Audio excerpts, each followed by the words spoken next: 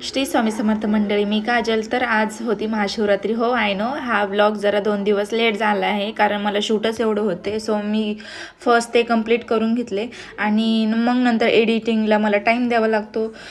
असो, बट मस्तपैकी लाल खिचडी केली.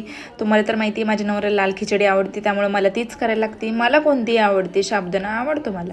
आणि मग मस्त देवाची पूजा पण करून घेतली. आज त्यांना चांगली आंघोळ घातली पितांबरीनी आणि त्यांना पण मी खिचडीचा थोडासा असा प्रसाद दिला देवांना. आणि मस्तपैकी कापूर वगैरे जाळून घरामध्ये प्रसन्न वातावरण होतं.